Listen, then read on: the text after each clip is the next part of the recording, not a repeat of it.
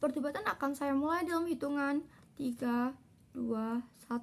Manusia berhak untuk mengutarakan perasaan, juga berhak untuk menyuarakan apa yang ia pikirkan. Maka tidak salah bukan jika manusia itu ingin melakukan kegiatan bercerita atau bahkan manusia itu ingin bercerita sendiri.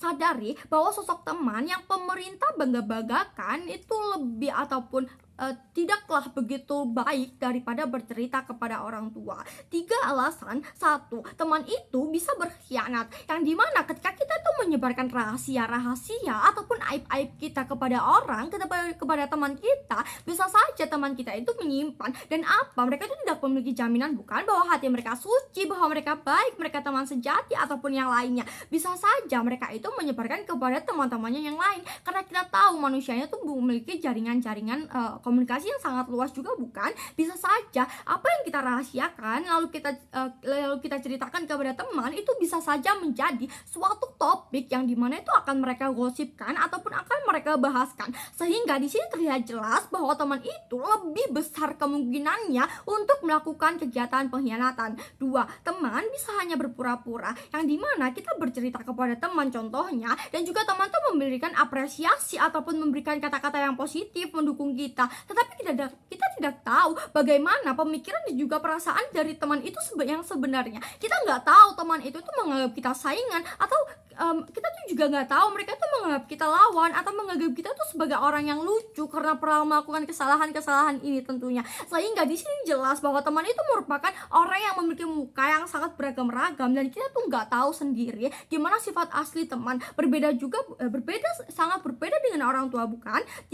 Teman bisa memanfaatkan kelemahan kita. Contoh, kita menceritakan suatu aib kita ataupun suatu kesalahan kita, suatu kelemahan kita, ataupun justru bahkan juga bisa apabila kita menceritakan keberhasilan kita, lalu teman tuh akan mengingat itu, mencatat itu, dan juga akan menandai itu. Untuk apa? Tentu untuk menyaingi kamu, tentu untuk mencari celah kamu. Untuk apa? Untuk melebihi kamu, untuk menginjak-injak kamu dan juga sebagainya. Contoh, mereka bisa mengancam kamu apabila kamu itu telah menceritakan hal-hal yang membuat kamu malu ataupun kesalahan-kesalahan kamu terhadap teman. Bisa saja mereka itu menyimpan itu, mencatat itu. Untuk apa? Untuk menginjak-injak kamu apabila di masa depan nanti itu ada suatu hal yang memang diperlukan untuk itu. Tentu di sini tuh sangat terlihat jelas bukan bahwa teman itu tidak memiliki suatu hal spesifik yang bisa dibangga-banggakan sama sekali untuk bercerita. Justru akan lebih berdampak buruk pada sisi pemerintah akan hal ini. Kami tuh jelas, kami ingin semua orang menormalisasikan bercerita kepada orang tua.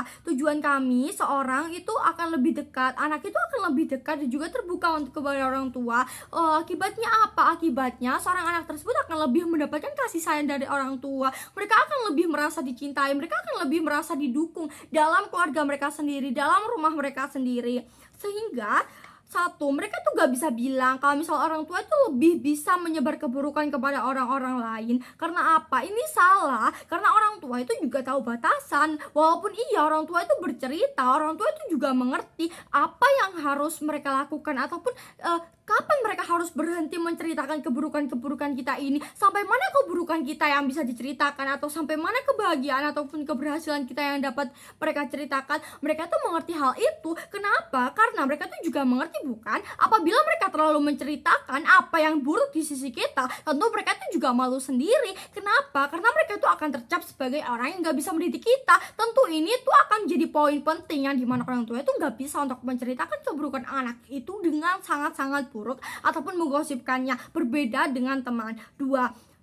Apabila kamu tuh gak bisa mengatakan kalau misal teman itu senasib, sehingga mereka tuh mengerti dan juga lebih mengerti kita untuk memberikan penjelasan ataupun memberi tanggapan-tanggapan, kita lebih perjelas lagi bahwa sekali lagi saya bilang bahwa teman itu bisa berpura-pura. Teman tuh memiliki muka yang sangat tebal juga bukan, karena mereka tuh berteman dengan banyak orang juga tentunya yang kita nggak tahu orang itu ngomong apa ke orang lain juga bukan. Sehingga bisa saja teman yang kamu anggap senasib ini itu bisa saja menusuk kamu dengan mengamati seluruh yang kamu ceritakan dan yang lainnya juga bukan. Contoh, ketika kamu mengabarkan bahwa kamu berhasil di hal ini, tapi kamu memiliki kelemahan hal ini, tapi justru kamu itu dipermalu-malukan dalam kelemahan kamu. Misalnya kelemahan kamu disebar-sebarkan, atau bahkan di depan guru kelemahan kamu itu lebih ditonjolkan ataupun lebih menjelaskan juga kepada orang lain, tentunya itu akan bikin kamu itu ngerasa tertusuk, ngerasa sangat terhianati. Sehingga inilah kekurangan apabila kita bercerita dengan teman.